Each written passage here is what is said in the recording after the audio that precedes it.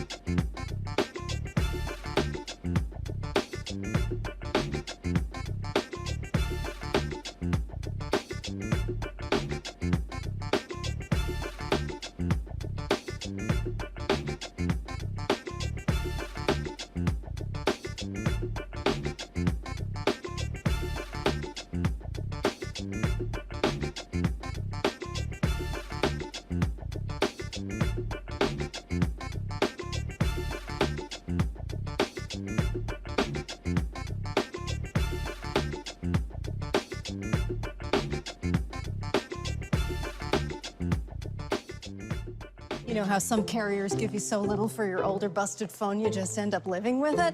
I don't think so. Verizon lets you trade in your broken phone for a shiny new one. You break it, we upgrade it. You dunk it, doggy bone it. Slam it, wham it, strawberry jam it. We upgrade it. Get a 5G phone on us with select plans. Every customer, current, new, or business. Because everyone deserves better. And with plans starting at just $35, better costs less than you think. It's Tuesday, December 7th, 2021. I'm Dr. Avis Jones-DeWeaver with Roland Martin Unfiltered, streaming live on the Black Star Network. They shut down D.C. We'll show you how and why protesters block traffic around the nation's capital. In about 45 minutes, members of the Congressional Black Caucus will be on the Capitol steps holding a vigil, urging the Senate to pass much-needed legislation. And the 61st mayor of Atlanta, Dickens, will be here to tell us about the plans for the city. The man accused of killing music executive Clarence Avant's wife is charged with murder. A jury will soon decide the fate of Jussie Smollett. Closing arguments will begin tomorrow. We'll have a breakdown of what happened in court today. Plus, a commission analyzes the fundamental framework of the nation's highest court to determine whether charges should be made. And in our Marketplace segment, sponsored by Verizon, we'll talk to a man who had a thriving nightclub before COVID shut him down. Now he's operating the first Black-owned grocery store in Houston. It's time to bring the funk on Roland Martin Unfiltered, streaming live on the Black Star Network. Let's go. He's got it. Whatever the miss, he's on it. Whatever it is, he's got the scoop, the fact, the find. And when it breaks, he's right on time and it's rolling. Best believe he's knowing. Putting it down from sports to news to politics. With entertainment just for kicks, he's rolling. It's on Go Roll, y'all. It's Roland Martin, yeah. Rolling with Roland now. He's funky, he's fresh, he's real, the best, you know he's Roland Martin now.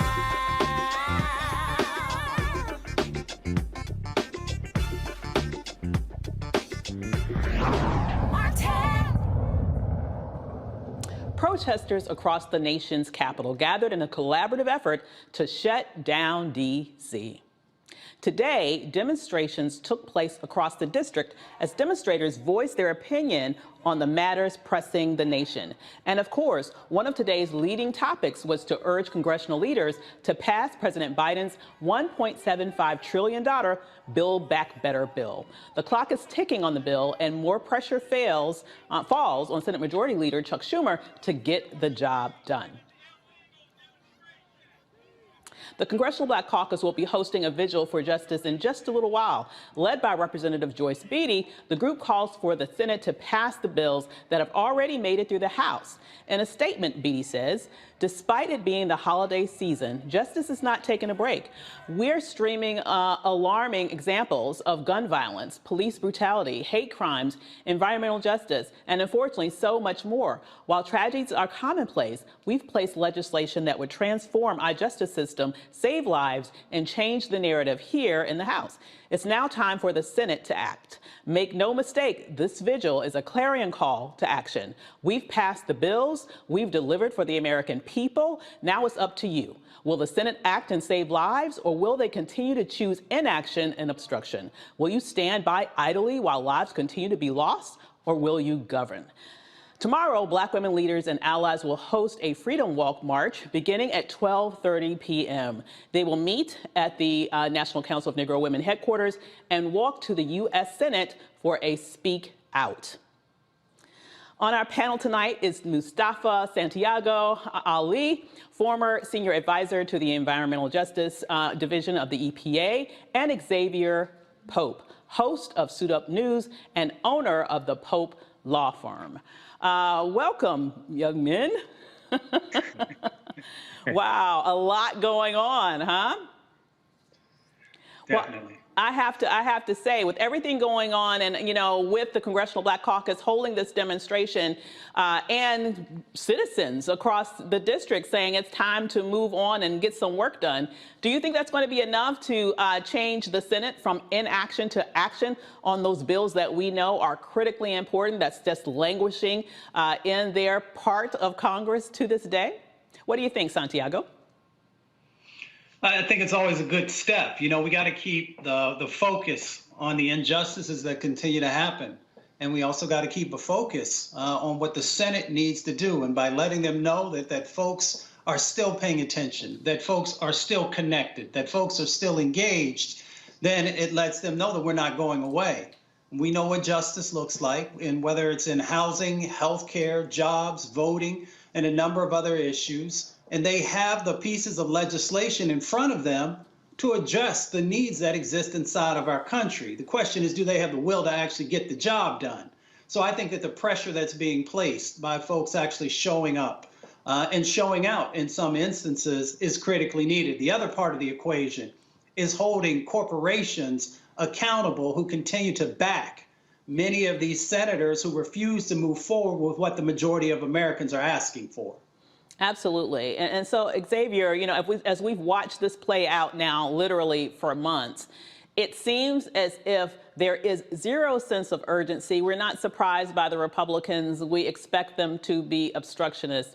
But it's so interesting to see how the Democratic caucus has been, in essence, held hostage by a couple of players who have decided that they're not going to push forth an agenda that not only the president is looking to make sort of his clarion call for his administration, but the House has already passed and done their side of the coin in terms of what they need to do to make these changes permanent for Americans. What do you think it will take to get the cinemas of the world and the likes to sort of finally come on board and move forward legislation that, frankly, is critically important for this nation?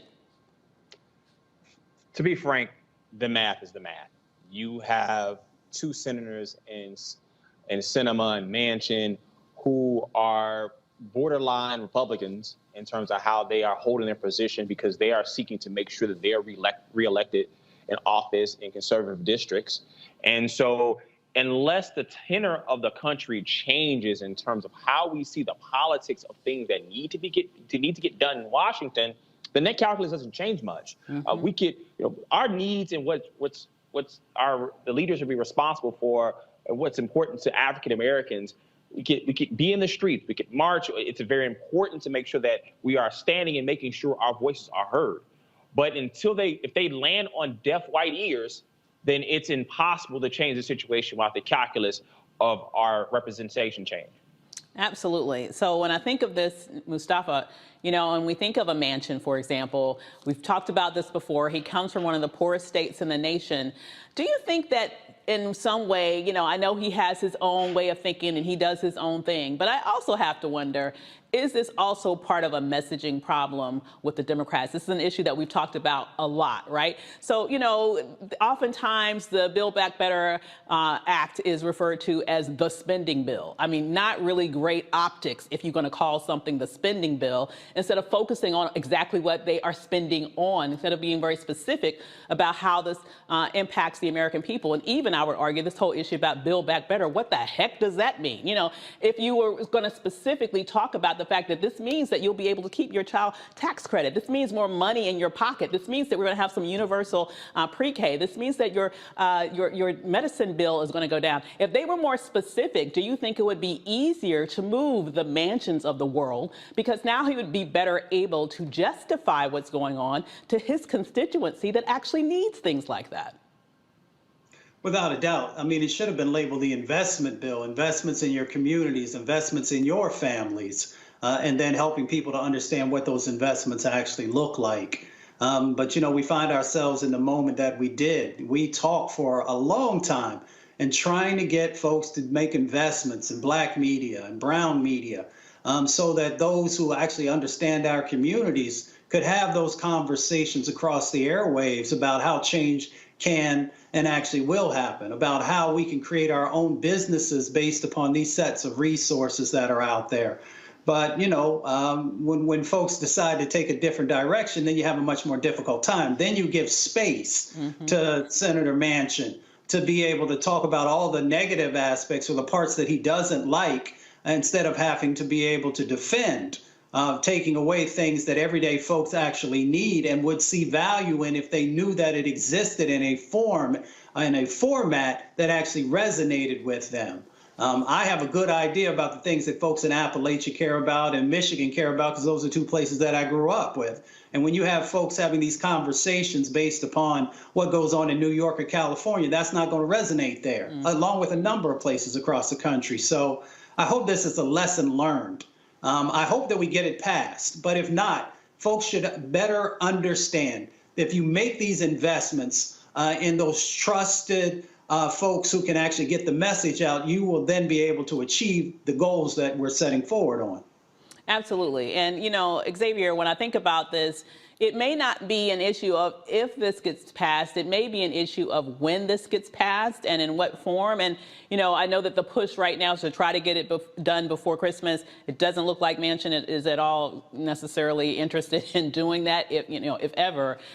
What I think about, though, is the broader picture and what are the impacts on midterms, right? We saw what happened with Virginia's governor's race and all that happened. It's a number of reasons why I think it turned out the way it did, but it certainly didn't help that there was such inaction in Congress on those issues that one could argue that you could say, hey, we delivered for the American people. Are they sort of going down the same road with this in terms of, is the issue with this lack of urgency in actually passing legislation in time for people to actually see the benefits of it? Is that going to hurt the Democrats writ large, including Joe Manchin, and bite them in the butt when the Democrats lose power in the Senate? Because honestly, this is the most power he's going to have. When this becomes a Republican majority Senate, where it's no longer 50-50, his ability to be the kingmaker, so to speak, with regards to legislation will disappear. Look at it this way. The infrastructure bill that had bipartisan support, and even the Republicans that didn't support it, like Mitch McConnell, who didn't show up at the signing of the bill, basically touting being responsible for bringing the different changes that were necessary in their communities, in their districts. The same way that the focus should be on how it benefits those that are in Republican districts. I think that's the same way to deposit the Build Back Better bill. And instead of focusing on Kristen Sinema and Joe Manchin, focus on the Republicans who know that certain provisions of this bill benefits their constituents, and target them and say, look what happened with the infrastructure bill. These are the people who didn't vote for it that are now touting it. This is how it's benefited these communities out. They're saying they're taking responsibility for it. Why aren't you taking responsibility for other issues that get mainstream support across the aisle? Put your attention on that and say, hey, we need to come together for this, and this is how we're able to pass legislation that impacts all Americans. Sounds good. I'm hoping that somebody is listening in the Democratic Party, because that sounds like a good strategy to me. Coming up, we'll talk to the new mayor of Atlanta, Andre Dickens.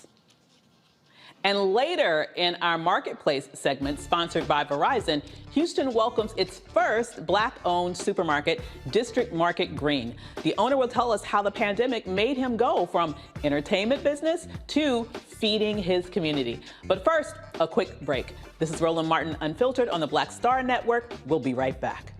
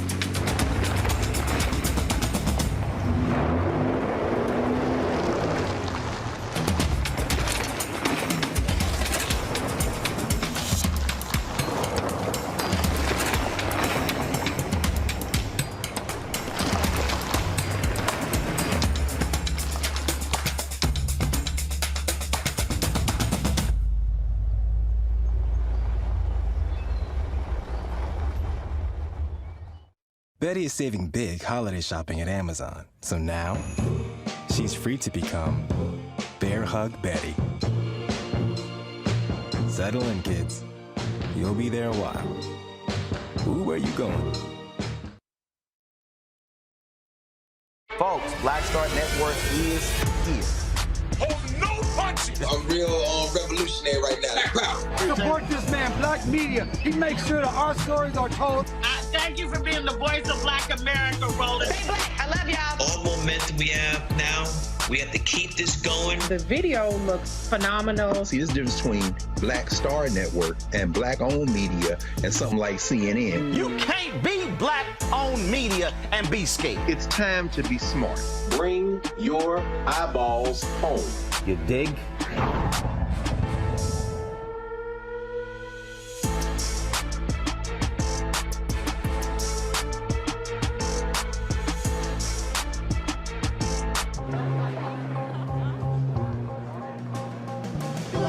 Are the stars out tonight?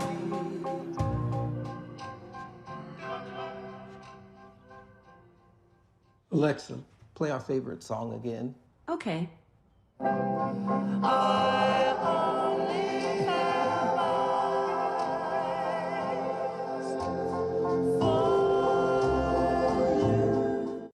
Y'all know who Roland Martin is. He got the ascot on, he do the news. It's fancy news. Keep it rolling. Right here. Rolling. Roland Martin.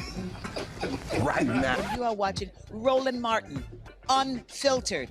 I mean, could it be any other way? Really? It's Roland Martin.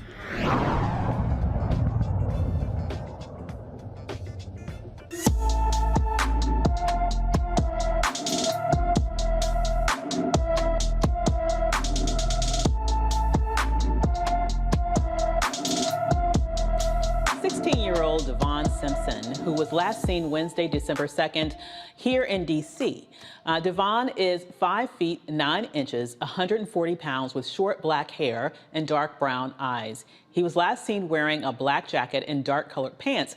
If you have any information on Devon Simpson, call the Metropolitan Police Department at 202-576-6768. Former Empire actor Jussie Smollett was back on the stand today before the defense rested their case in the Chicago trial. Defense attorneys rested their case shortly after Smollett finished the second day of the testimony, telling the jury the brothers tried to extort nearly $2 million from him. Prosecutors said they had no rebuttal witnesses to call, and Judge James Lynn scheduled closing arguments for tomorrow morning. Yesterday, the actor told jurors the claims he staged an anti-gay racist attack on himself are 100% false. Smollett faces 6 counts of disorderly conduct for allegedly making false reports to police that he was the victim of a hate crime. If convicted, he faces up to 3 years in prison. Charges are filed against a 29-year-old man in last week's fatal shooting of Jacqueline Avant, the wife of music executive Clarence. Ariel Maynor is charged with 1 count of murder, attempted murder, and being a felon with a firearm. He also faces 2 counts of residential burglary with a person present and an allegation of using an assault long-barrel pistol during the crimes. Police took Maynor into custody after he allegedly broke into a home 7 miles away from where Avant was murdered. Clarence and Jacqueline were married for 52 years and had 2 children. More lawsuits have been filed to hold rapper Travis Scott liable for the deadly Astro World concert incident. 1,547 concert goers who were allegedly hurt during a November 5th performance left 10 dead and hundreds injured and are now suing the artist. This brings the total number of plaintiffs to nearly 2,800. The legal process has already begun for Scott. Recently, the artist asked a judge to throw out over 300 lawsuits. So we will be right back in just a moment.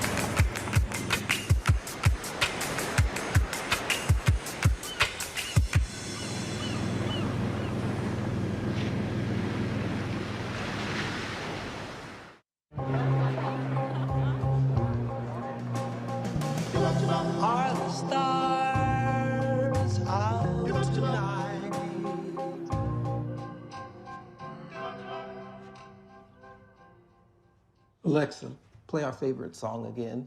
Okay.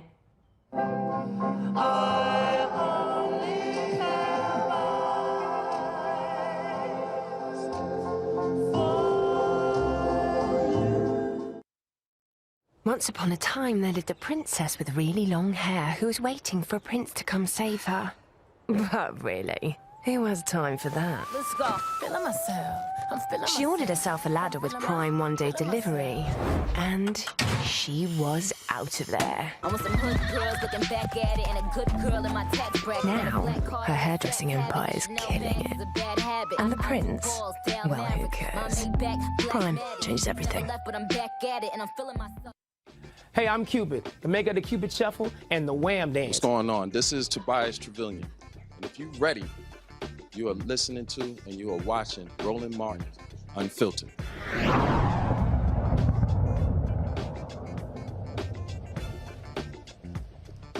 Atlanta has a brand new mayor. Andre Dixon will be the 61st mayor of Atlanta after winning last week's runoff over Council President Felicia Moore, 64% to 36%.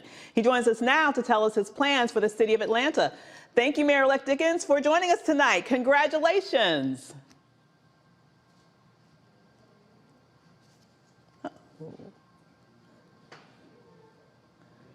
Hi there, Mayor. Can you hear us? Yes, I can hear you. Awesome. Congratulations. Thank you so much. Thank you. Wow, that must have been a heck of a race. But now it's behind you. Now it's about the future of Atlanta. So tell us, let us in on a little secret. What is at the top of your agenda for your wonderful city? Well, the first thing is to continue to thank the citizens of Atlanta that voted for me, a native Atlantan that came from behind from 5%.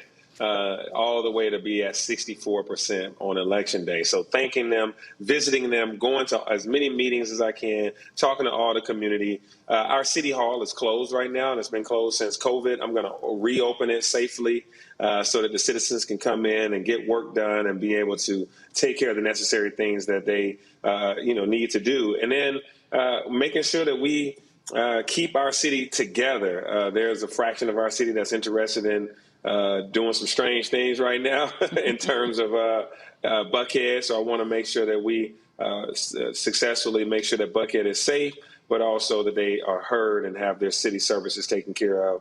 I'm going to build a bunch of affordable housing as well as, pave our roads, do our infrastructure for our transit and our sewer. So I got a lot on my plate. And working with the youth is of utmost importance in getting them prepared for the quality of life that they're going to want in the future by having them trained in after-school programs in STEM and technology like I've been doing my adult career. That sounds like quite an agenda. When you went, as you mentioned, from 5% to 65%, tell us, what do you think that the citizens saw in you to make them trust you in your city's future? Yeah, my message began to resonate once, we got into debates and on the forums and a lot of meet and greets and just knocking on doors, going door to door, telling the story that we can't be a tale of two cities with all this prosperity, but multi-generational poverty on the other side of the tracks. So talking to them about the ability to train people to get great jobs, that Atlanta continues to grow, but too many of our people are untapped talent. They're just waiting for us to tap into it, train them and prepare them, and make sure that we spread this economic boom around. That if you don't make sure that people have an opportunity and access and equality, they will show up in your system in other ways. And so it's best for us to make sure that we're inclusive and that everybody that's coming here makes sure that they make way for the people that are already here. And that really resonated with a lot of Atlantans, as well as our senior citizens who constantly are approached on the right side of them by somebody that's building a mini mansion and somebody on the left side of them that's renovating a older home and making it twice as big, and the seniors, property value goes up, but they're not looking to transact on that. So I want to freeze their taxes so that they don't continue to see escalations, even though their homes are already paid for. So we're trying to make sure we preserve our culture, our seniors. And, I was just, resonating with people about being honest. I got a whole lot of energy and I've been able to, change the tides in my favor. That's wonderful. Now, when I think about what a lot of cities all around this nation is facing right now, that really is a hard problem to solve, is there has been an increase in crime rates following this sort of new we're still working through COVID reality, but the world is opening up, shall we say. Yeah. And obviously, I think a lot of that could be expected because we've been all kind of shut down for a while and people are coming out, so maybe things are getting back to normal. But in some situations, it's actually escalating above normal. What's going on in Atlanta with regards to that issue, and what are your plans to make things safer for Atlanta citizens, but at the same time ensure that police officers respect everyone's rights? Yeah, you're absolutely right. Atlanta's no different than other cities in the nation. Since May 2020, we've seen a crime escalation. And, a lot of the crime that we're seeing is crime that we hadn't seen in this way in maybe 20 years. Wow. I think that what we're seeing is, from isolation and depression and things that came from COVID, but also a sense of lawlessness that swept some individuals that said, we're going to do whatever we want to do, arrest me, and I don't care, because the jails are already, courts are not operating as well because they're open. They're not open. And so what you end up with is, people won't get their cases adjudicated for months, if not years. And so they get right out. They get arrested for stealing a car and they're right back on the street waiting trial. And trial might not happen for 12 to 18 months. And I've had individuals commit the same crime 3 times. A lady last week called me and said, my son has been arrested 3 times for stealing cars. I'm afraid he's going to get shot by one of these car owners. Please lock him up and keep him there so he learns a lesson. And so I was like, wow, I just got elected mayor. She sees me on TV and she's like, you got to make sure you lock my son up and keep him. But what I want is a balanced approach to safety and justice. We got to make sure that we have the amount of officers that we need, but they have to be trained in the 21st century policing, where we de-escalate issues, where we have conflict resolution, where we use non-emergency police, where we use not police to resolve non-emergencies like homelessness and mental challenged people and public drunkenness. We don't need a badge and a gun and a taser to solve those issues. We need specialists, people that can get those folks the help that they need. Behavioral health needs people that's trained in that, not necessarily our officers, because when an officer is spending 1 hour trying to get somebody from in front of a store or a restaurant from acting sporadic, well, that officer is not driving around your neighborhood making sure that somebody's not breaking in your house or that some shootout is not about to happen at a restaurant or club. So I'd much rather we dedicate those resources to those specialists that can help these individuals that's experiencing those issues like mental health and et cetera, and getting the officers out of their cars, walking the beat, going to meet the gas station owners, restaurants, bars, and shopping centers. And the last thing I'll say is that youth crime is 60% of the crime in Atlanta, youth-related crime. So individuals under 25 years old are committing 60% of the crime. So when we get youth crime down, we get overall crime down. And it's important that we embrace our youth and make sure that they have a pathway to prosperity out of poverty and out of issues that they don't see their life track going the right way. Wow, that last statistic really blew my mind. 60% of crime is committed by youth in your city. What do you think is the answer to that? Is it more programs? Is it jobs focused on youth? What is the answer that will make sure that that young population, quite frankly, don't throw their lives away? Because at some point it may be delayed in terms of getting to court, but at some point you're going to have to pay the piper. Right. The way to do this is we have to, really wrap our arms around the youth. This is going to require all of the nonprofits, the clergy, the business community, and our school system for all of us to work together to make sure every single teen has somewhere to be after the bell rings. School does one thing, but after the bell rings, we got to make sure they're in extracurricular activities like, sports, arts, STEM, mentoring, entrepreneurship. As long as they're involved in something, they're not going to be involved in crime. And then we have to make sure that they are employed. That means businesses hiring them, apprenticeships, internships. And I have a program that we're going to really be expanding where we train kids in technology so they're ready. This is what I do for a career. I'm a chief development officer for a technology company. That's been my career for a while until now as mayor. But still getting used to that title, huh? Still getting used to that title. Got to get used to it. Oh, that's powerful. I love it. But, you know, technology is the future, so I think it's a great synergy, your skill set there and what you're bringing to this city. And specifically, I think it's something that would interest young people. Obviously, they seem to be more proficient in technology than the rest of us. One other question I want to ask you before we go to break, and that is the economy.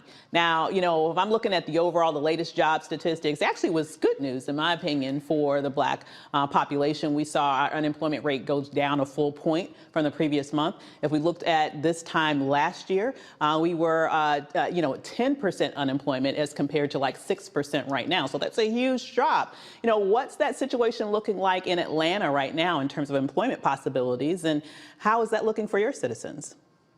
Yeah, you know, the economy is doing quite well right now in Atlanta. And, you know, Atlanta has a really large African-American population. So, you know, our statistics are typically, if the economy is going well, you know, it's also going well for African-Americans. But it's still a segment of that population that is not going as well. You know, there's still individuals that, our minimum wage in Georgia is only $5.15 an hour. Wow. The state of Georgia is, and the state prevents all municipalities from setting their own minimum wage. So in the city, for city employees, I actually 4 years ago moved our minimum wage up to $15 an hour minimum wage from $10 for all 9,000 employees of the city.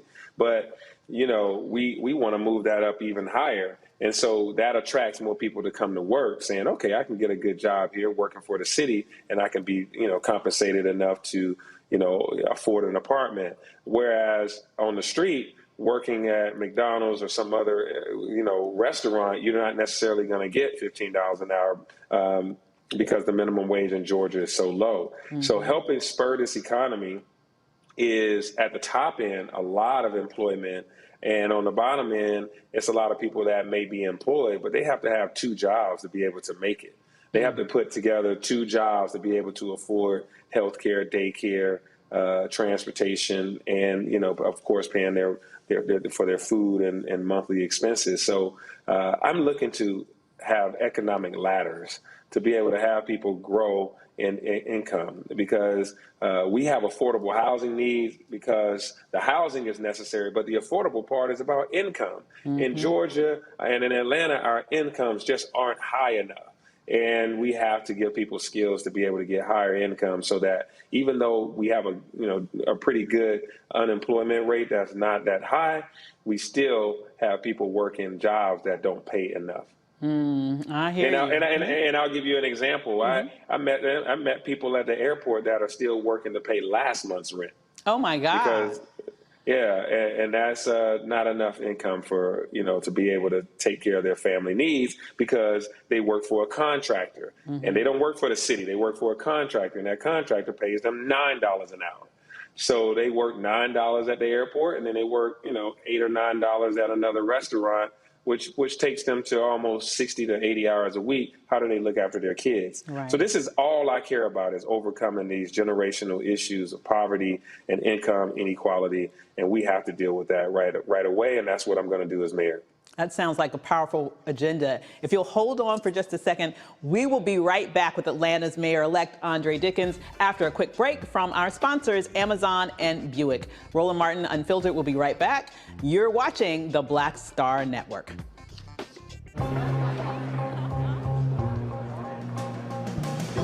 Are the stars out tonight?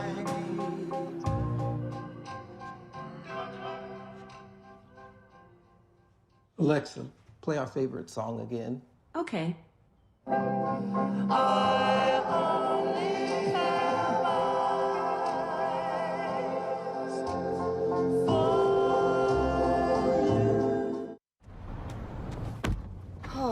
That spin class was brutal. Well, you can try using the Buick's massaging seat. Ooh, yeah, that's nice. Can I use Apple CarPlay to put some music on? Sure, it's wireless. Pick something we all like. Okay, hold on. What's your Buick's Wi-Fi password? Buick Envision 2021. Oh, you should pick something stronger. That's really predictable. That's a really tight spot. Don't worry, I used to hate parallel parking. Me too. Hey. Really outdid yourself. Yes, we did. The all-new Buick Envision, an SUV built around you, all of you. Once upon a time, there lived a princess with really long hair who was waiting for a prince to come save her. But really, who has time for that? Let's go. Feeling myself. I'm feeling She ordered herself a ladder with Prime one-day delivery, and she was out of there. I want some hood girls looking back at it and a good girl in my tax bracket. Now, her hairdressing empire is killing it. And the prince? Well, who cares? Prime changes everything. Hello, everyone. I'm Godfrey, and you're watching Roland Martin Unfiltered. And while he's doing Unfiltered, I'm practicing the wobble. Welcome back to Roland Martin Unfiltered. Thank you, Mayor-elect Dickens, for sticking around with us. I now want to bring in our amazing panel, who I know have some great questions for you. So we're going to start with Mustafa. Mayor Dickens, it's good to see you. I also, a bunch of members of my family from Kappa Alpha Psi, so they said to make sure I give you a shout out. So we had to go there, okay. Had to go there, you had to. Well, I'm representing for the AKAs with my pink today. All right, go ahead. And Roland's not on today, so you know his A5A, he can't keep up with these Kappas that's on here. Well, I'm gonna try and hold it down for Roland real quick. But I know you went to Mays High School. I got some roots in Atlanta, and I know with these infrastructure bills that we have that are coming, both the bipartisan, which passed, and hopefully the Build Back Better. I'm curious. Two parts to this. The first part. How are you going to utilize those dollars? And the third part is how can folks help you? Because I understand the dynamics with the Georgia House and being able to make sure those dollars make it back to Atlanta. So what's the plan? Yeah, absolutely. I'm so excited to, be in a position to take these dollars and put them to good use for the citizens of Atlanta.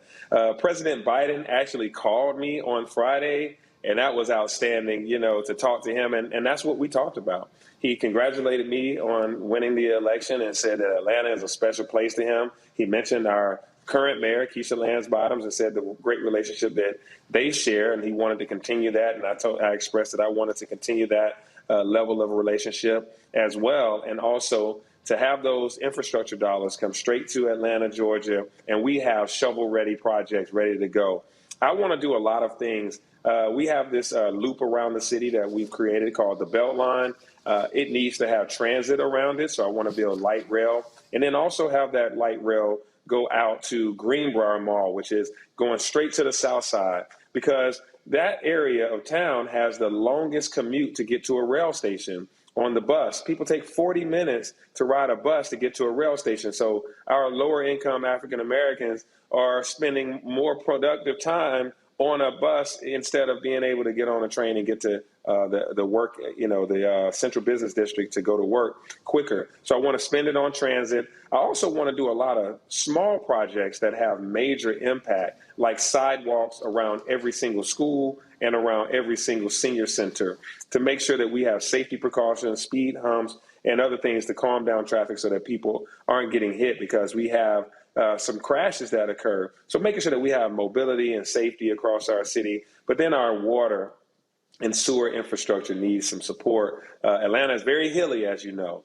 So with the hills comes the valleys, and in the valleys you end up having, a puddling effect when there's rain. So making sure we have great sewers and we can prevent a lot of this stormwater runoff that we have that's really causing issues when we have severe weather events. So I have a set of plans and projects, and I've even told him that I see that parks as a part of infrastructure. If anything that COVID-19 taught us is that we all like to get some fresh air and go out in nature, and that we have to have every Atlantan within a 10-minute walk of a world-class park and have maintained equipment there and all of that. So parks and art are all a part of our quality of life. So I have a great plan of action, and we're ready to roll on a lot of fantastic initiatives to use that. I'm an engineer, so you know I love infrastructure projects and things of that nature. Sounds wonderful. Xavier, do you have a question? Yes, I do. Congratulations, Mayor-elect Dickens, of making your mom proud of you, saying that you would be mayor of Atlanta when you were just a teenager, preteen, and coming through. First, I want to know what age did you project when you told your mama that you'd become mayor of Atlanta? The second thing is there's an Atlanta Journal-Constitution report that showed that 54% of the Buckhead residents approved basically seceding from the city. And I know that one of your priorities was about improving the relationship with the city and the state. How do you project when it's shown that the Atlanta Braves moved to Cobb County? So the incentive of breaking away from the city, taking dollars out of the city, how do you improve that relationship in a divisive era, essentially, and to be able to lead the city?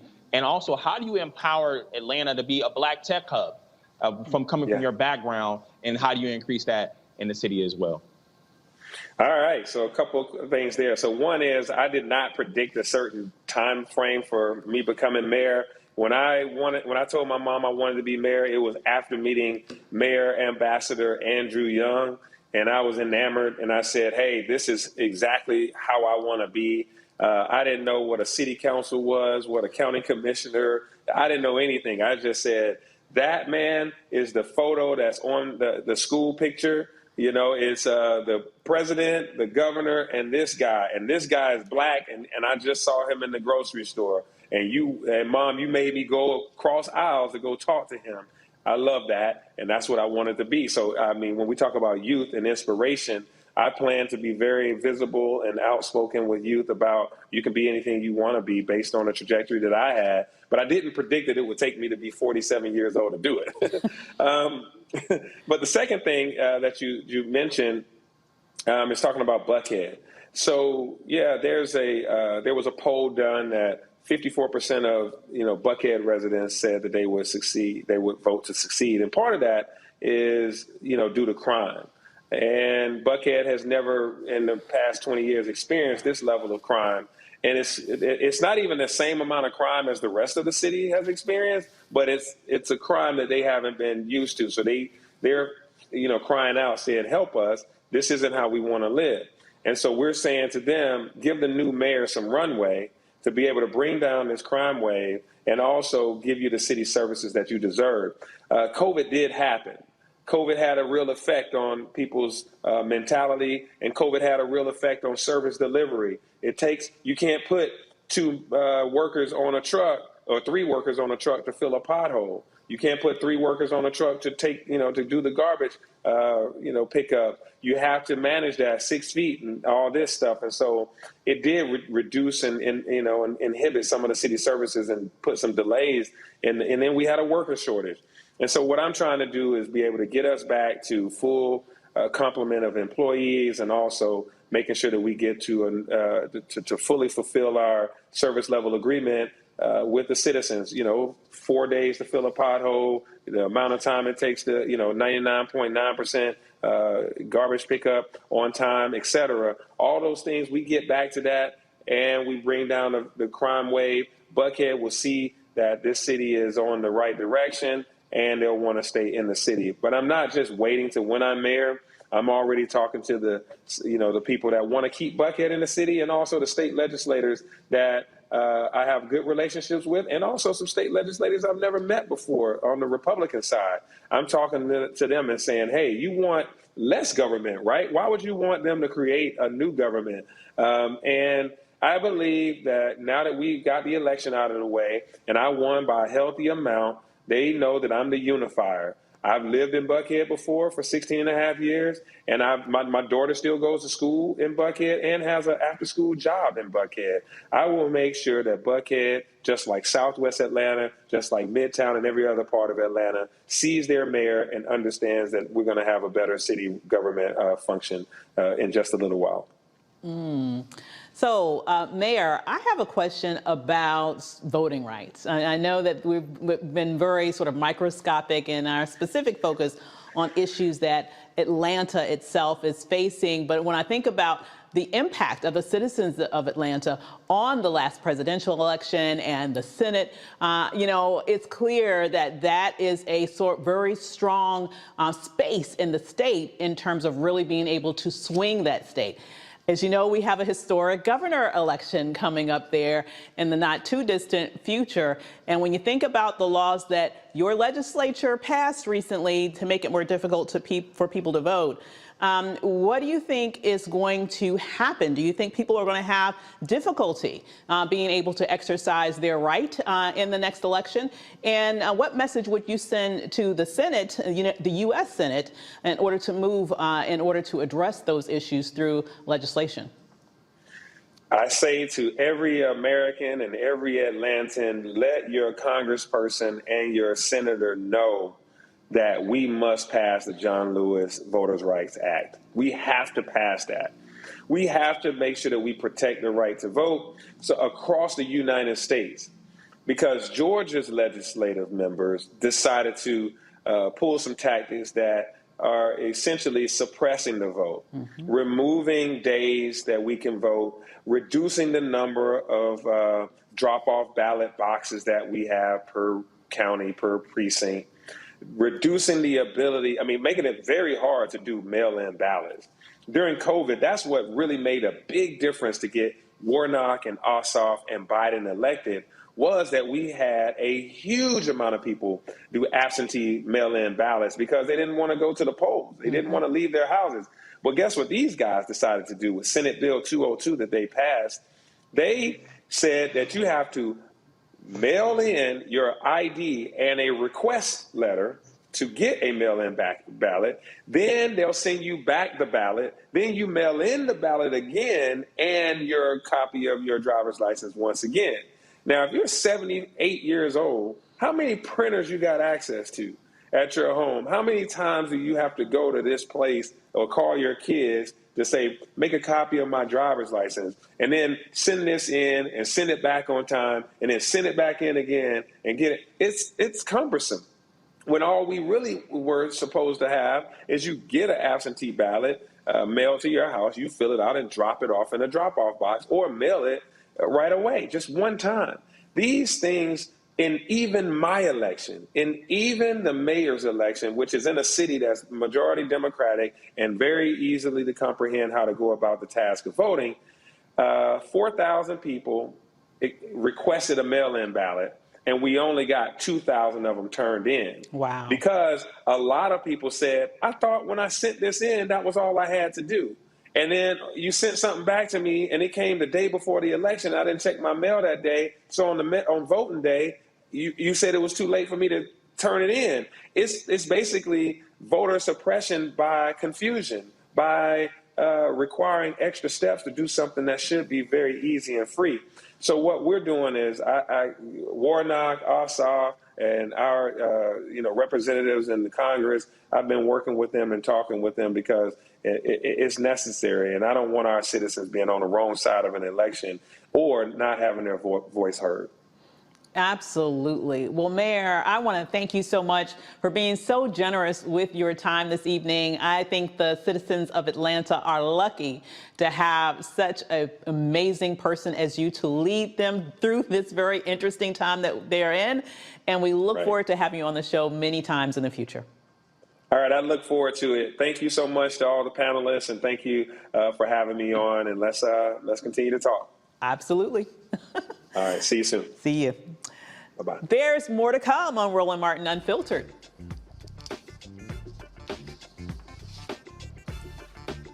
Join us after this break.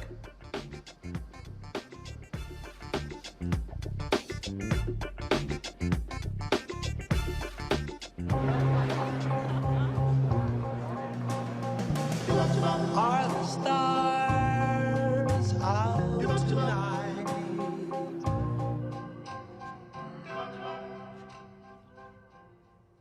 Alexa, play our favorite song again. Okay. I only have eyes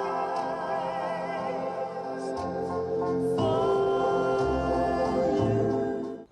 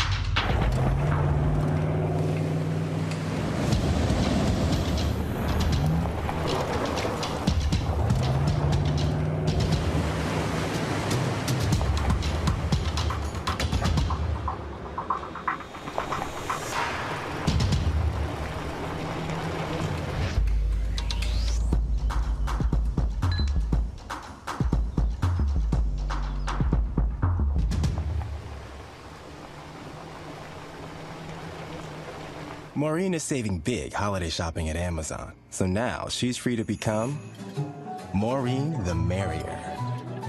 Food is her love language, and she really loves her grandson. Like, really loves.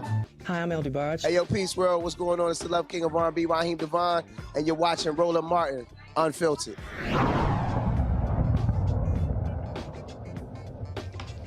Opening statements are set to begin tomorrow in the Kim Porter murder trial. Yesterday, Judge Regina Chu set the ground rules for the jurors. This included explaining the difference between first and second-degree manslaughter. Kim Porter faces first and second-degree manslaughter charges for the death of Dante Wright. The jury of 14 people, including 2 alternates, will hear the case. 9 of the 12 jurors likely to deliberate are white. 1 is black and 2 are Asian. The 2 alternatives are white. So, Xavier, your thoughts about what we should expect with this particular trial that we have coming up? Do you think we should, you know, it's hard for me to actually expect justice at this point, but maybe we'll get it. Who knows? Maybe I'll be surprised. Well, I will point out that some of the pretrial stuff has been encouraging in terms of the Asian judge in this case, and her not allowing the broadening of some of the jury instructions that the defense wanted to focus squarely on the actions that were taken, and why the officer may have used and confused a gun for a taser. And so I think that was really important to keep that out in terms of focusing on the potential criminality, and when that didn't exist, and also focusing on what officers could do if a suspect was fleeing when there was no indication of any criminality in the first place. And so I think keeping that out of the jury instructions to focus squarely and narrowly on the actions of the officer, making it clearer for the jury. Now, I think that's very important because we saw what the impact of a negative judge could be. We saw in the Kyle Rittenhouse case with the confusing amount of jury instructions that ultimately led to them finding some reasonable doubt there to be able to make sure that basic domestic terrorists got off, and Proud Boy's life was more important than the protest for Black lives. So having diversity on the bench, we've seen it coming right there, and how important it is to have the right judge on the bench as an impartial a person in there and for a trial. It certainly is important, I agree with you, to have a judge that is impartial versus one that is obviously leaning in the direction of the defense in the case of the Rittenhouse case. But Mustafa, are you concerned at all about the makeup of the jury? This is something that, you know, for me, I'm thinking all the defense has to do is sort of play the white fear card, and perhaps they'll have an advantage there. Well, I'm always concerned when we have juries that don't look like America, that the percentages don't look like America, because it's so easy. The history has shown us that, you know, the scales have always been tilted against us, and it began with, you know, the framing of how we have our laws and stuff in place, but it was actually buffeted by these juries that often were not representative, where we didn't have a voice in the process. So I have concerns. But of course, you know, with the Ahmaud Arbery case and others, we can see that when a judge sets fair sets of actions and requirements, then it can help to balance out the scales of justice so that we can get down to, you know, the facts of a case. But I will note, though, that 74% of Hannibal County, where this case is being tried, 74% of it is white. The jury makeup is about 75% white, which goes in line with some of the demographics of that particular county. So that's true that it's important that we do have diverse juries, but it does line up with where the diversity exists in that particular county. Should give us definite fear because it was a Black man that was killed. And so it's important for us to recognize that as well. Absolutely. However, I'm thinking about, if it was my son, I would want more than one. I think it was just one Black person, right, on the jury. Is that correct?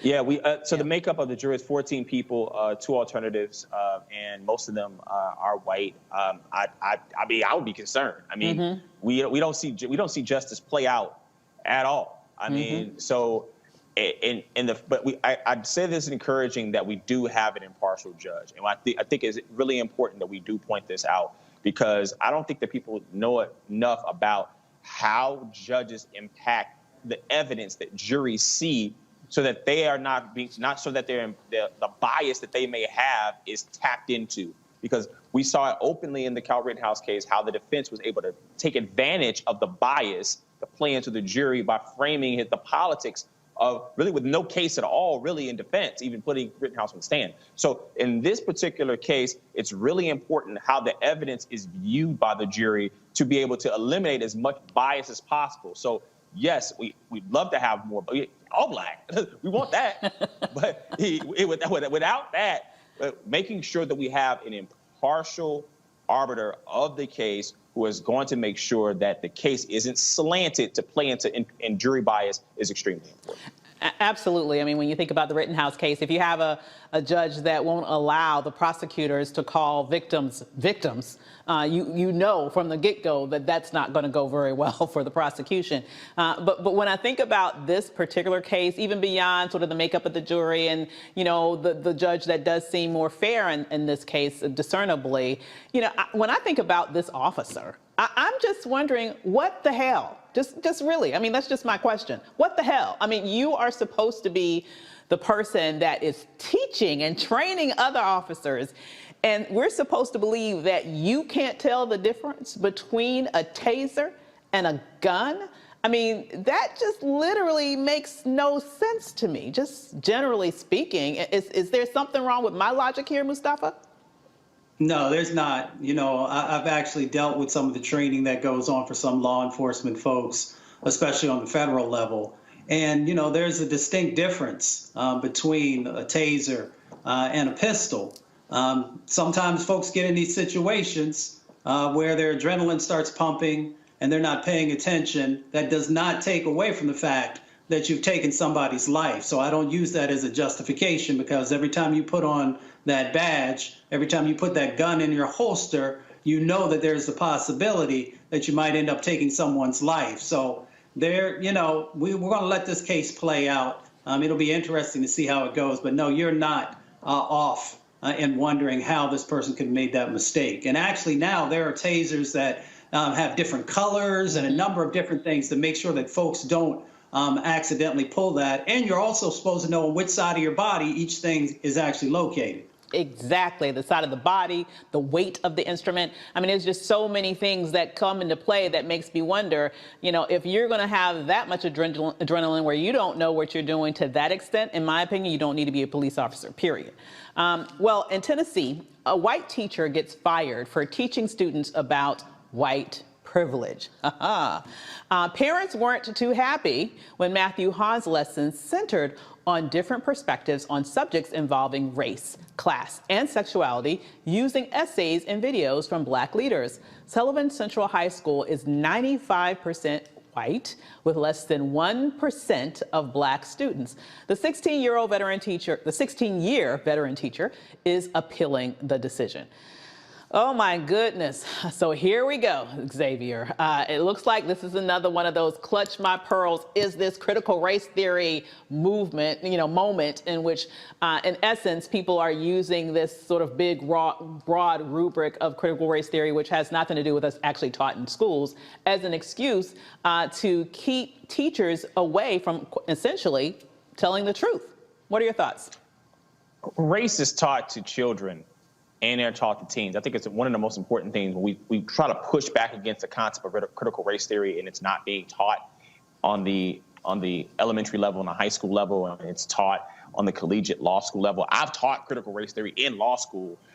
One of the most important things to note is that doesn't mean that racism and the history of racism shouldn't be taught at all. And I think that's the important part. There is a backlash of people who, I've called it white vapidity, is people live in a white bubble of complete innocence of wanting to look at themselves as good. And any reminder of how the condition of the country tells them that they are, quote unquote, not good. And it makes them have to do something about the conditions that benefit them. And they don't want to do that. They love the way it is. This is great for them. Don't change a thing. But I think that where racism is penetrated the most is when you have what's known as a race trader who is of a white background, or you said 95% are in these predominantly white background and challenge the structure that exists. Now, one of the bigger issues that is faced by this gentleman is that he kept saying, I'm going to stop doing this. This really hurts him and harms him because the pressure that was faced upon him, he basically fell into it over and over and over and over again, and it became a provocateur. And so that may harm his chances as some sort of appeal, but I think that he should have stood up right in the first sense and said, this is what we're going to do and this is how we're going to proceed. But that's him on the appeal process. But he did the right thing in terms of presenting what he presented, but how he did it along the way may harm his chances of actually getting an appeal. But this is the okie doke. We already know. Absolutely. And I think you hit the head on the nail when you said that really what we're seeing here is this concerted effort to, in essence, whitewash white people, right? It's this idea that, you know, we should not speak to reality in terms of history and in terms of contemporary reality as it relates to white privilege and its impact on people who are not white, and quite frankly, its impact on white people. It's as if not only do we not want to talk about just how things happen in the reality around race in this nation, it's that we want to continue, we want to operate under this illusion that every advantage that white people receive writ large is deserved, right? That there's some level, it sort of plays into this white superiority mythology. When you pull back the covers and you show the reality that there are built-in advantages in the system that help you get what you want, right? That's what they don't want to talk about. Is that really what's happening here in a case like this, Mustafa? I think a large percentage of it is. I mean, it's almost like when people talk about the history of Europe and they only want to talk about, you know, kings and queens and all this other kind of stuff and not the reality of, you know, the disparate sort of living situations that the majority of folks were going through. You know, in our country, we never want to tell the truth. You know, we have this mythology that exists about our country, and it actually weakens us because it doesn't show, you know, how we've fallen down, where we've made mistakes, and how we're supposedly moving forward in a better direction. You know, here's the way I break it down for folks when we talk about these issues. It's almost like in families when there's child abuse or where there's sexual abuse and everybody wants to be quiet and pretend that it didn't happen and that it'll just go away. And that's how folks also deal with race in this country. They don't want to talk about everything that they did with the genocide around indigenous brothers and sisters. They don't want to talk about enslaving of African people and getting free labor and making trillions of dollars off of that, which is really the bedrock that our country was built on. We just need to tell the truth. Tell the truth and then do the steps that are necessary to heal our country and to also make sure that there are reparations or other sorts of actions that address the people who this country has built on top of. Well, you know, I think Mustafa, I do believe, though, that the truth is actually being told. We just had the Mayor-elect Dickens on the show talking about Buckhead. They're openly saying we want to leave Atlanta because there's a black man that's mayor. And the politics that he represents doesn't represent who we are. And that is in the open. There is no hiding that. There is no trying to keep that under wraps. It's just how it's framed to the public in terms of who perceives that to be right and who perceives that to be wrong. It's just as simple as that.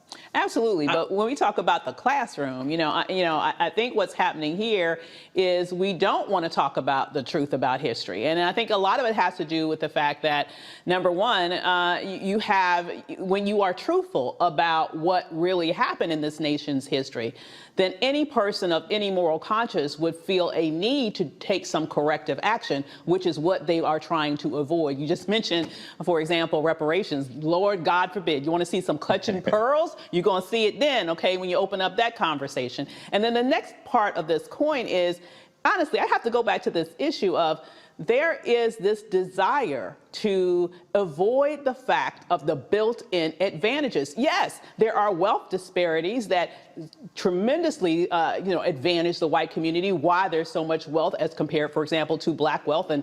But then again, you don't want to talk about how you got all that wealth. You don't want to talk about the centuries of free labor that allow for that to accumulate. You don't want to talk about all of the sort of discriminatory policies that were put in place that built the suburbs, that allowed your parents to be able to buy homes for little or nothing, that appreciated in value. Those were unfair advantages. I could go on and give a boatload of unfair advantages. And what's really interesting is those unfair advantages, that predisposition for wanting to tilt the system continues to this day. That's exactly what's happening with these voting rights laws that are happening all over the country. They want to build in unfair advantages that will lead to, in essence, an apartheid state that gives white people more voting power than everyone else in this country. Isn't it that white people are just addicted to not playing fair and they don't want that truth to be told in schools?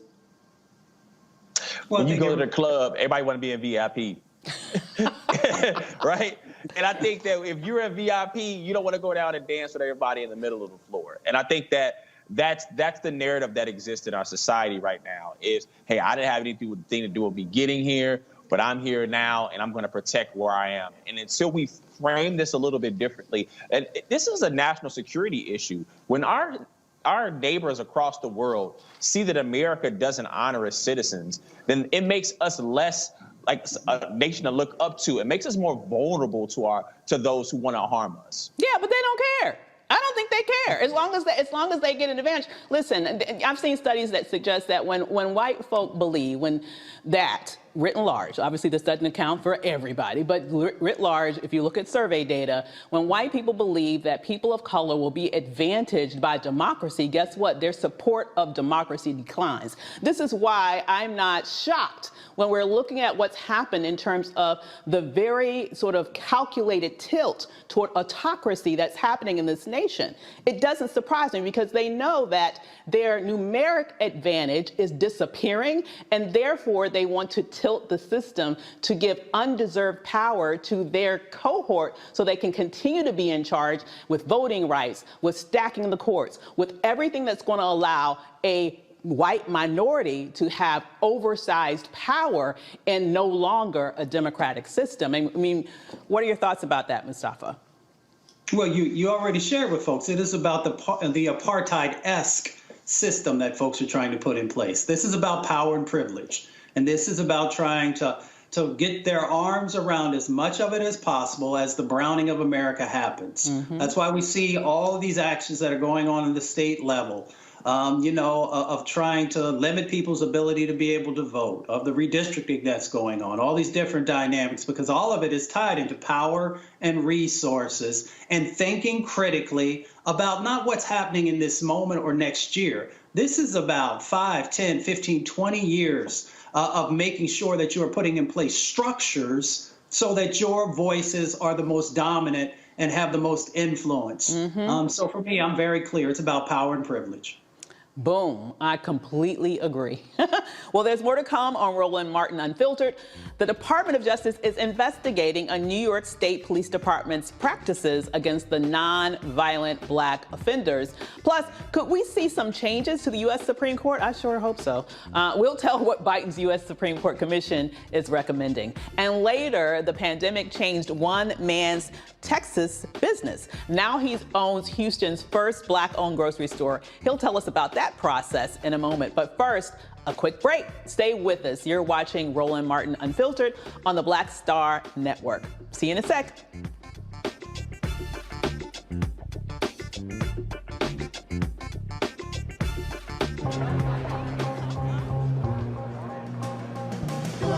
Are the stars out tonight?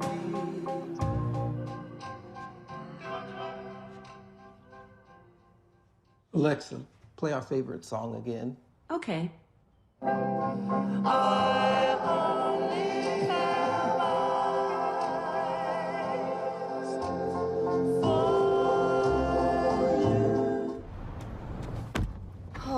That spin class was brutal. Well, you can try using the Buick's massaging seat. Ooh, yeah, that's nice. Can I use Apple CarPlay to put some music on? Sure.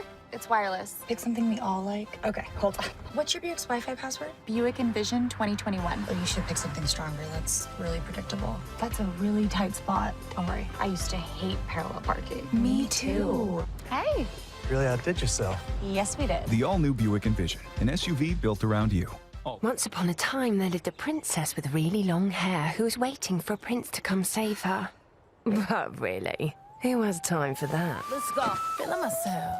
I'm feeling She ordered herself a ladder with Prime one-day delivery, and she was out of there. I want some hood girls looking back at it and a good girl in my tax bracket. Now, her hairdressing empire is killing it. And the prince? Well, who cares? Prime changes everything. Yo, it's your man Dion Cole from Blackish, and you're watching Roland Martin, Unfiltered. Stay woke.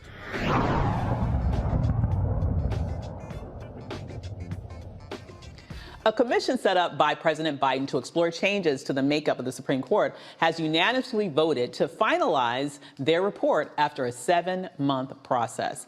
The commission's draft version includes arguments for term limits and the total number of justices. A seat on the Supreme Court is currently a lifetime appointment. The report comes as polls show public approval for the Supreme Court has dropped in recent months. Xavier, what do you think about this? You know, we're looking at changing the whole way in which we sort of allow the Supreme Court to function in terms of terms and all of that good stuff. Do you think that the commission's report is enough to suggest, or should we go even more aggressive? Listen, as long as we live in a center, not a center-right country, we live in a center-bigot country. As long as we continue to center bigots in terms of our politics in our country, things won't change. We won't get any more Supreme Court justices. We won't reshape how justice looks in this country. Think about this. It was a unanimous decision in Brown versus Board of Education. That wouldn't happen now. The fact that wouldn't happen now is profoundly ridiculous in where we are and where we're moving as a country. So I think that's extremely important. We have women's reproductive rights at jeopardy right now. Voting rights are now being dismantled. We're living in a country that's going backwards in terms of the rights because what we talked about in the last segment of centering of bigots in this country. So until we make this country ashamed of where it's going and it actually having an impact of people being deplatformed, less money being made, as long as people can continue to grift and make money and change the politics of this country, we'll continue to see this move along, but we won't see any traction in terms of changing what the Supreme Court actually looks like to impact our laws in our country. Do they have any shame, Mustafa? I think shame is on short supply. I mean, what are your thoughts? It's hard to find. You know, I spent some time up there, so if you can find it, you might be able to also find the winning Powerball numbers at the same time. So, you know. Put me down, too. Yeah, I mean, Xavier hit it on the head.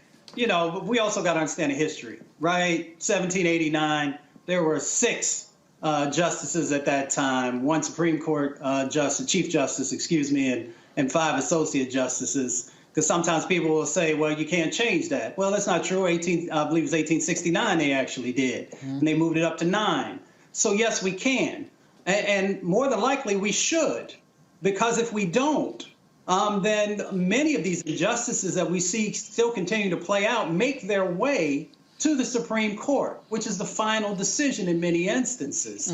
So if we actually want to see social justice and civil rights and a number of the other critical elements that can make our country better, then it has to have a Supreme Court that is actually more representative of our country. And if we're not willing to do that, then we will continue to see this democracy to disintegrate. And by no means do I want that to happen, but I do want a democracy that is actually much more representative of the people who live in this country. I hear you. And when I really think about how we got here, I just get pissed off all over again. Because, you know, we have a situation where there was a stolen Supreme Court seat from President Obama. And then guess what? The filibuster, you know, the Republicans have no problem using it on their behalf and being able to sneak in another seat on the Supreme Court literally just a couple of months, just really literally weeks before losing the last presidential election.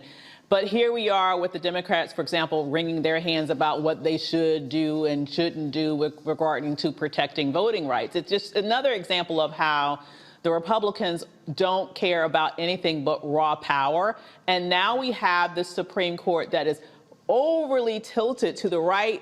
And I'm telling you, not only is women's reproductive rights hanging by a string right now, once that goes down, it's no telling what's going to go down next. What's your thoughts on that, Xavier? Let's look. We keep focusing on the Supreme Court seat that was stolen. But Merrick Garland, who would have taken that seat, was really a very safe pick by President Obama. And you see what he's doing in the Department of Justice. It's really, what would he have done now? Well, him on the Supreme Court. Let me just say, I'm still pissed about that because at that time, I was one of those people screaming at the top of my lungs that we needed a black woman for that pick and not Mr. Mealy Mouth, that now sits at the head of the Department of Justice, who also is sort of dragging his feet around there, if you ask me. I honestly, let me just make my case, okay? I'll just make my case and then I'll shut up. But I really think that could have changed the entire trajectory of that presidential election because nobody gave a damn about Merrick Garland. Nobody gave a damn. I can't even say his name. Nobody gave a damn about him. And so, I know that Obama may have thought it was a safe pick. It was a stupid pick, if you ask me, because it didn't energize anyone. He didn't even get the respect of getting spoken to by the senators.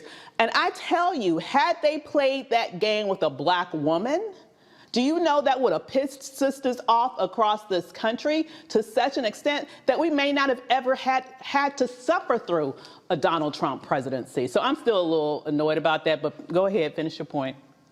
Oh, you got real hot right there. I did. I'm not even mad at you. I'm not even mad at you for that. But there were two safe things that were done that year in terms of Tim Kaine being chosen as a running mate for Hillary Clinton. Again. So and the Democrats have continued to try to placate people who they will never win. Yes. And as long as Democrats continue to try to massage the egos of people that hate black people, we'll still be back here. Focus the attention on the issues that impact people and how it does. And what we have right now is we have a party that keeps trying to play for people that they just flat out won't win. Focus on the issues. And we also have a checks and balances system, too, right now. Mm-hmm. Because we have a checks and balances system, Congress can come in and say, yes, we do want more seats because you are impacting our jobs and how we're able to govern this country. And so that's how we have to frame that issue. You are 1,000% correct. It's like they keep making the same mistake over and over again. It reminds me of the whole Lucy and Charlie Brown football situation. They continue to try to somehow beg and plead these people that they will never get. Like you said, people who hate black people and other folks, okay? They try to do things that they think won't offend them. And in trying to offend them, they're not going to appease them anyhow. And at the same time, you are deflating the excitement that you could get from the people who are your natural allies if you would just speak to them and present to them choices that would energize them. I mean, what do we need to do to get that through the Democrats' heads, Mustafa? Well, Democrats got to get serious. I always ask the question, are you serious about really wanting to win, or do you just want to show up and say that you were there? Because the Republicans, when they come into the space, they're coming in like MMA fighters. They're going to hit you with a kick, and when you're looking down, then they're going to poke you in the eyes. They're going to try and choke you out. And then Democrats, far too many want to be in a yoga mentality. And I'm like, you can't come into the ring like that. You got to be serious about it. And I'm a person who focuses on collaboration, all those other types of things. But when folks ain't trying to play the game right, then you got to come out. You got to get gully with them. Yeah. So as someone who does yoga, I think we should. I would say it's important to turn that thing upside down. So there it is. Yeah, let me be careful because there are a lot of folks, who practice yoga, and I understand the benefits of it. But if I'm in a ring with somebody, you know what? You better be willing to do what's necessary to make sure that the outcome is right. And here's the other thing, is that Republicans have had a strategic plan for decades now about owning the courts. Yep. The Supreme Court, our district courts, courts on the local level, because they understand the power that exists in that space. Absolutely. And we've talked about it time and time again on this show. And eventually, our folks have to understand that if we want change to happen, you've got to own the courts. Absolutely. And as we just alluded to a second ago, lifetime appointments. I mean, let's just take a minute to let that marinate. This court is going to be impacting the rights of my grandchildren and maybe even my great-grandchildren. Who knows? Because another thing that the Republicans tend to do better than the Democrats is they tend to appoint younger people to the courts who will be there for a good 30 years plus. Whereas, you know, Democrats don't seem to take age in consideration. Listen, I don't want to, you know, be discriminated against older people. But listen, if you're going to be on the Supreme Court, I want you to be there as long as possible if you're going to vote right. If you're going to vote like a, you know, idiot, then, you know, it doesn't matter. But it puts, once again, it puts the Democrats at a disadvantage when you look at how the Republicans are strategic and stacking the courts. And as you mentioned, not just the Supreme Court, stacking the courts with young, far-right, often completely unqualified individuals, but as long as they will tote the Republican sort of line of thought, they're in like Flynn. Yeah, I mean, as long as you're not qualified, you're going to be able to be swayed to be able to plug into your grift as opposed to your actual qualifications. And so we've had some of them not be able to serve because of the disqualifications. I mean, Amy Coney Barrett had no reason to be even close to the Supreme Court seat. I mean, she would jumped right in the spot and then jumped right, fast track right to the Supreme Court. And that's what we're going to see her there for a very, very long time. Someone who shouldn't be there in the first place. And we need to be able to change how we do things. Stop placating to these bigots, man. It's time to focus on the energy of the people that put you in office. Get them excited. Get them focused on issues. Get them mobilized. We should be having to do this job. You started out the show with people are marching on Washington for bills to be passed. This shouldn't have to be that we're begging our representatives to do their jobs to be able to do the work for people that are putting them in office. Absolutely. It shouldn't have to be, but unfortunately it is. And then on the other side of the coin, maybe some Supreme Court justices and other justices need to be very strategic about when they retire so that they don't put us in a situation where they're replaced by individuals who their very mission is to undo everything they tried to protect their entire career. So here we are. The Department of Justice is opening an investigation into the Mount Vernon Police Department in New York after reports of excessive force corruption, systemic racism, and discrimination. For example, in 2019, Officer Ryan Hughes pushed a handcuffed black woman into a cell after her arrest. Please be advised of strong language and disturbing content in this video.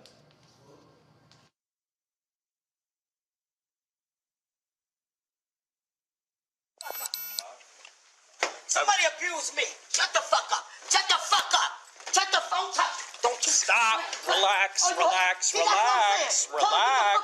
Relax. Get the fuck off me, though. Relax. Calm down. Calm down. Calm down. Good. I got a camera on. Oh, good. All right. Let's go. Are you? Get the fuck off me. Hold me.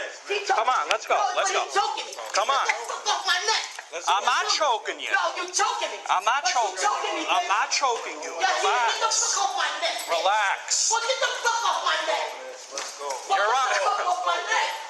Whoa. Yo, what are you on my neck, though? I'm not on your neck. You're on my neck. I'm on your shoulder. No, you're on my fucking neck. Go ahead in here. Let's go, man. Have a seat. Get the fuck off.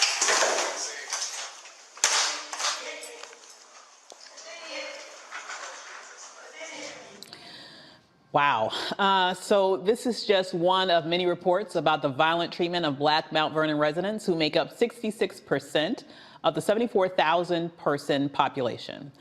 My goodness, it's hard to watch that, is it not, Xavier? If Mount Vernon was 66% white and you have black officers roughing up white residents, it would be hell to pay. It's that simple. The fact that the Department of Justice has to come inside of a black town and get the city right over racism is profoundly absurd, and it shows the condition of the country that we're living in right now. It sure does. Mustafa, when I saw that final pushed literally into a cinder, looked like a cinder block wall, I'm thinking, my goodness, did anybody even check on her? I mean, honestly, that could potentially have been a fatal injury or a very, very serious injury that she sustained. Well, yeah, you remember, many of these incidents happen while folks are handcuffed, and often when they're handcuffed with their hands behind their back. So she could have very easily had a head injury that if it didn't kill her, you know, it could have caused long-term neurological damage. So that, you know, that's why these types of things have to be investigated. There have to, you know, be these fines, these shutting downs of these departments that are not willing to do the right thing. Because we see it time and time again. And that's why you have to have a Department of Justice that is willing to lean in. Hopefully, you know, we can have change happen without that, but we haven't seen it in the past. So we can no longer take a break and say, well, maybe they'll finally start to get it right in many of these police departments across the country. You got it. Absolutely. And as I watch that tape, I'm thinking, you know, some people may see that and say, oh, my goodness, she was mouthing off at the cop the entire time. But the bottom line is, aren't they supposed to be trained? I mean, not everybody that you're going to arrest is somebody that's just going to be like quiet as a church mouse. Like they're supposed to be trained to understand that this is their profession, to deal with any sort of situation like that where they can maintain their own decorum and not get in their feelings. It seems like to me that he got frustrated, and at that point he decided, hey, I'm going to shut her up one way or the other. De-escalation, de-escalation, de-escalation. We don't see that given the privilege to African Americans in their interactions, oftentimes with law enforcement. It is, violence should not be the answer for de-escalation for police.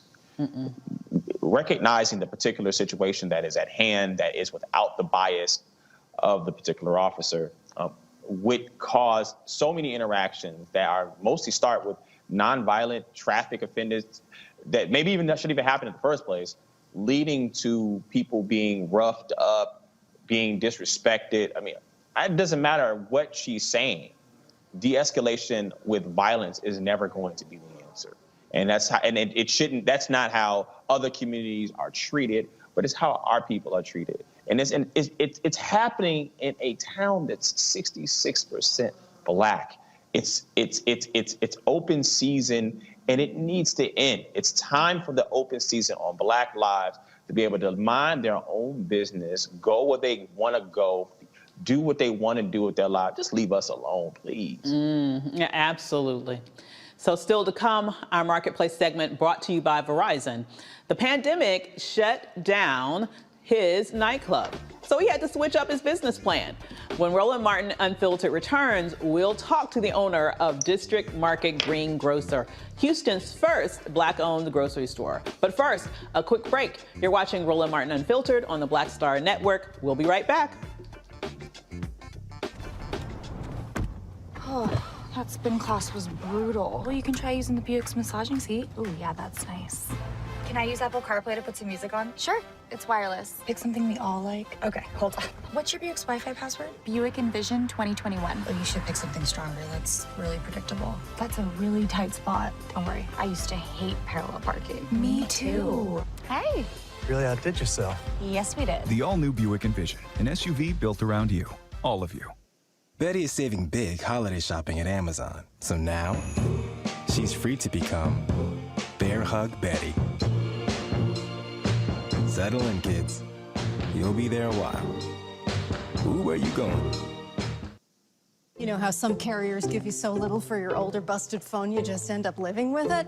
I don't think so. Verizon lets you trade in your broken phone for a shiny new one. You break it, we upgrade it. You dunk it, doggy bone it, slam it, wham it, strawberry jam it. We upgrade it. Get a 5G phone on us with select plans. Every customer, current, new, or business. Because everyone deserves better.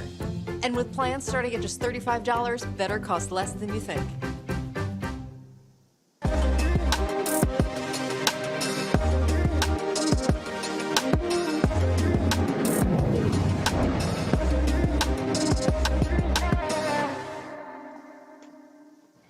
The pandemic caused many businesses to shut down. One Houston entrepreneur had to find a different way to survive. So when his club closed, he opened a grocery store. District Market Greengrocer is the first Black-owned grocery store in Houston, Texas. Joining us now is the owner, Robert Thomas. How you doing there, Robert? Hello, everyone. How you doing? Oh, good. It's so great to see you. And I love, love, love this story because you, to me, are showing the world really what an entrepreneur looks like, right? When life gives you lemons, you make lemonade. Let us know, what happened when the pandemic hit and you knew you had to shut down your club. What was the first thought that came through your mind? Of course, panic settled in for me, and confusion. I didn't have no sense of direction. I had no source of income. And then they told me I was non-essential. So I knew I wasn't even important anymore. So I was devastated. I didn't know what to do. Well, what's powerful to me about you is that you didn't let that stop you. And this is such a beautiful story to me because, once again, this is the beauty of entrepreneurship. You got, in essence, shut down your way of living. And the thing about entrepreneurship here, you don't get no direct deposit, right? You only eat what you kill. And if somebody comes and say you have to shut down your store, then as you mentioned, you or your club in this instance, you had no way of bringing in revenue. And so I guess what you did was did you survey the land and said, well, what business can I get in now that is essential? No, it didn't even come to me as a business idea at first.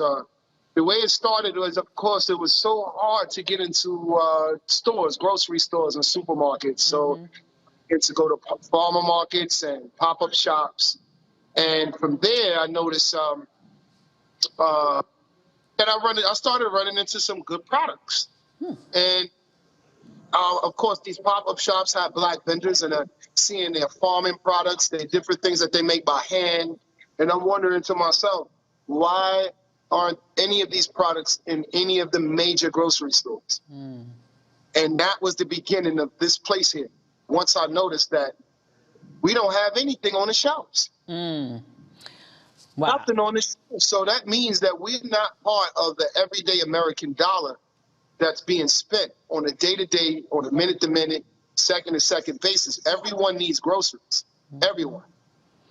Absolutely. Everybody does need groceries. And I remember at the beginning of the pandemic, people were going into the grocery stores and spending like drunken sailors. I mean, they were getting everything. Remember, they were getting everything they could get their hands on. But what I love about your idea here is that you tapped into a problem that is the case in the traditional grocery stores. I wish I could remember the statistic, but I have a friend of mine who is a chef, and he talks about how like a very, very minute percentage of all of those thousands of products that we see in grocery stores is even owned by Black business people. They're not coming from Black businesses. You saw an opportunity there for Black-owned companies that were producing great stuff to get shelf space, and you said, hey, I can create a store that does that for them. That was really a revolutionary thought. Yes, that's exactly what I had in mind. So at this moment, at this very time, I'm actually in my grocery store. So everything in here is from a Black vendor. So we have customers coming in. If they buy, I have a new vendor that came in today, his brother Muhammad. He makes loaves of bread. He's a Muslim. He makes, from the Nation of Islam, he makes bread, loaves of bread. I have a vendor that gives me eggs. It's awesome. It's coming together. Fruits, vegetables. I have a juice bar. I'm looking to get a Black vendor. He does toilet paper and paper towels. Black another vendor I'm going to be working with. He makes his own light bulbs. Wow. Yes. Now here's I call it. It's definitely a blessing for me. Yeah. From doing these type of interviews, I've been on the news here at Fox, KHU11. I was in the Houston Business Journal. I talked to a retired not a congressman, city councilman here in Houston, Texas. He retired. He put me on his radio show. So from this, it's bringing me resources. And one of the best resources I connected with is this man. He's in the islands, and he's connected with agricultural program that they have going through the Caribbean islands. So what they're looking for is a representative in the United States where we can get some of our brothers and sisters that farm abroad to get us good, natural, organic food over here. So I'm going to have a program with him where he's going to send me 40-foot-long containers of fruit and vegetables for me to become a major distributor in Texas. So I'm very excited about that. Like, it'll be far as your eye can see, I have produce. Oh my goodness, I love it. I love it because not only are you helping these Black businesses that would not be given the time of day in the sort of quote unquote traditional grocery stores, you're also helping the community because we know how difficult it is in terms of the problem of food deserts that we tend to face in Black communities. Here you are with healthy foods that you are giving people in the form of fruits and vegetables and your juice bar and all that. You're making it available where people can easily get it. So it sounds like it's a win-win for everybody. That's my agenda. We'll create a system where we all can win. I want to reach out to the poverty-stricken areas that if you go into these supermarkets in certain areas, you can see that the food is not the same when you go to more privileged areas. True. They need good food too. They need good food. They need good products. They need good produce coming through there. I'm a green grocer. So by definition, I specialize in produce. So I'm looking forward to making it affordable for the poverty-stricken areas to have good, healthy food in their diets. Oh my goodness, I'm loving this. I have got to bring Mustafa into this conversation because he looks like he's like smiling from ear to ear. Mustafa, do you have any questions? Yeah, Brother Thomas, thank you so much. I work on food justice issue along with a number of climate justice and environmental justice issues. And, you know, I've worked in about 1,000 communities now across our country and outside. And one of the things that you always notice is the lack of fresh and affordable, healthy food in our communities. So my question is, over the next 12 to 24 months, what's your vision for growing this out? And where do you plan on landing? Is it other places in Houston? Is it beyond that? What's the vision? Right now, to be honest with you, my vision now is to formulate a team. I need a team. I need investors. I need people to share this and do this with me. I'm by myself. Everything I've done so far, I've done it all alone. Maybe help from family members and everything, but only because it was just an idea I had. I had no idea that it would reach where I'm getting all this attention, and I want to make use of it. So I need to put a team together. I need a nice, strong, powerful team, and I would like to attack the country. I don't mean to use the word attack, but the problem that we're having, I want to attack it.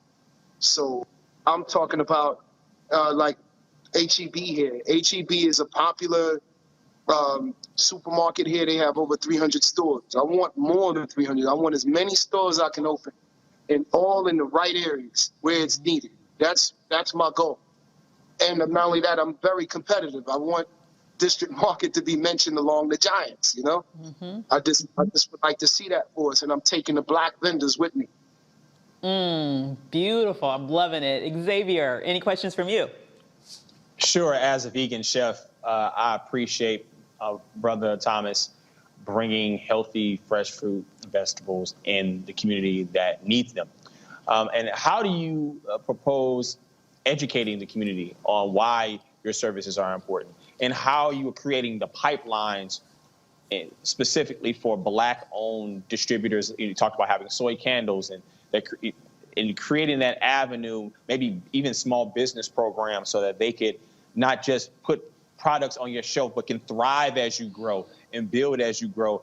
And then how do you basically attach yourself to Black wealth, so they are supporting you as you build and grow and you scale your business? Okay, whoa, that's some good questioning. Okay, let me see if I can answer it in parts, if that's okay. The first question was, I believe, about education. I'm an advocate. As you can see right here, I have my juice of green vegetables here.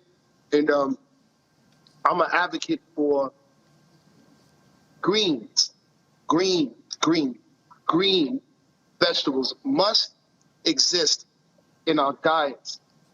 And the way I've been educating them as they come here, actually, I do that. I take the time, if I can just reach one is what I figured,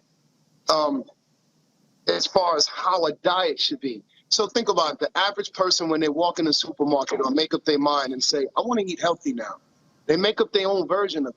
I'm just going to start eating vegetables. So a lot of things I need to educate the people on is that food is medicine.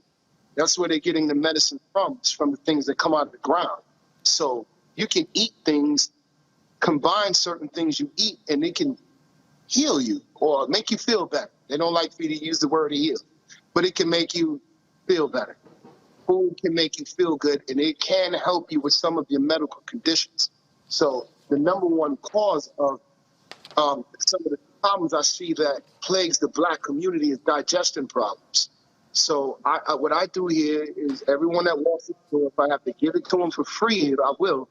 I want to put greens in my brothers and sisters' bodies to help them be able to have good functioning bodies that can absorb good nutrients. You cannot do that if you have bad digestion. So that's my angle of educating. How I'm helping streamline some businesses through my building, through what I'm doing is I just serve as a platform. My business model is designed strictly for the micro business. So some of these vendors I have here, they literally are just making products at home. And I have some vendors that are making very good money as a start. Some of them never been in the store before and their products are in here. And that is a major help for them. They're getting exposure. I'm going to, by me not having to buy product, it loosens up my finances to aggressively market and advertise. And I know that's what a lot of the Black vendors need. They have good products, but they spend money to get these products, but they don't have the money to get the product and then turn around and create a major campaign to market and advertise. So that's the point I'm going to cover. My job is to make my platform, District Market, the biggest platform for Black vendors or any vendor that cannot get their product on the shelf. Well, I have to. I'm sorry, you can finish your thought. No, I was hoping I was answering the brother's questions. Yeah, that was great, brother.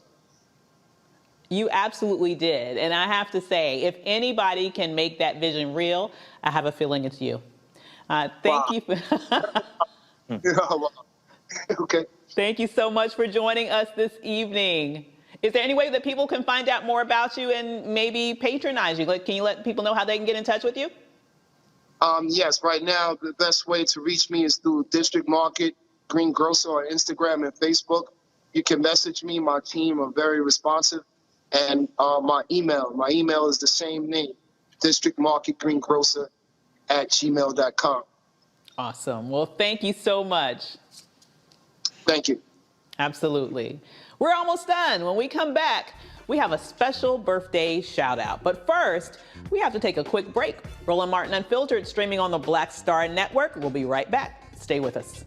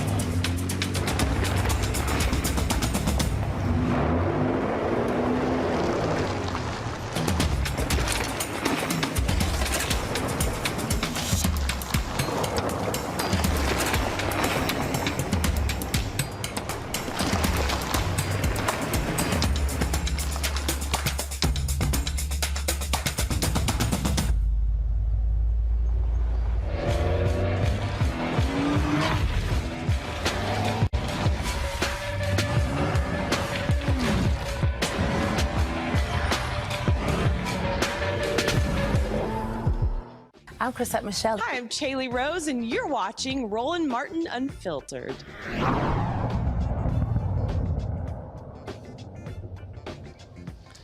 The Los Angeles Lakers organization is making history. Keisha Nix becomes the first Black woman vice president in the organization. She will lead the Charitable Affairs Department. She previously served as executive director of the Lakers Youth Foundation. Wow, here we go making history, guys. What do you think? We have a sister up there in the LA Lakers. Mustafa, do you think this is going to be just the first one breaking down the doors? I sure hope so. You know, it's been a long time coming. Should have happened a long time ago, but I'm glad this sister has been able to break through that glass ceiling. And I hope that the next move is for presidencies and ownerships of these teams. And the Lakers have been on the cutting edge on some issues. So kudos to them for, you know, acknowledging and giving this sister the platform to be able to show the amazing things that she and other sisters will be able to do. Absolutely. Absolutely. And we want to wish a very special happy birthday to Brigadier General Charles McGee.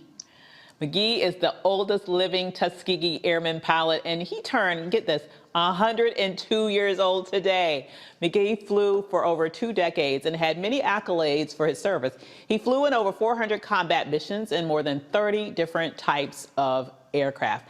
In case you didn't know, the Tuskegee Airmen were a group of primarily African-American military pilots and airmen who fought in World War II and who formed the 332nd Expeditionary Operations Group and the 477th Bombardment Group of the United States Army Air Force. Isn't that powerful, Xavier, to see this amazing American hero reach that milestone of 102? Last time he was alive, when he first came to Earth, there was a pandemic we had before. I mean, that's how long he's been here. I mean, he's seen so many different things happen in our country. God bless him. Happy birthday, my brother. We are very, very proud of you. You're a living legacy and a testament to the will of our people when we are faced with extraordinary circumstances. To get to 102 is an absolute blessing. And we're so happy to have him here being a beacon of our community. Absolutely. Well, I couldn't have said it better myself. Now, before we go, we want to take a moment to remember Pearl Harbor. It's been 8 decades since the attack on Pearl Harbor, the date that changed the course of a nation and led the United States into World War II. 2,403 people died and 1,178 were injured when USS Shaw exploded after being hit by Japanese bombs on December 7th, 1941. Today, we remember those who died that day. The first Pearl Harbor Day was held in 1994 after Congress designated December 7th as Pearl Harbor National Remembrance Day. Well, that's it for us tonight. I want to thank my amazing panel, Mustafa Santiago and Ali and Xavier Pope for joining us. And thank you for joining us here on Roland Martin Unfiltered, streaming on the Black Star Network. If you haven't done it yet, download the Black Star Network on all of your devices, right? And if you want to support us, please do, okay, as we can continue to bring you stories that matter. So support us on Cash App at Cash App /RM Unfiltered. Support us on PayPal at paypal.me, R Martin Unfiltered. Support us on Venmo and Zelle at venmo.com, RM Unfiltered, and Roland at RolandSMartin.com. I'm Dr. Avis. Ray Baker will be your host tomorrow, but I'll be back to see you on Monday. Have a great evening, and don't forget to holla.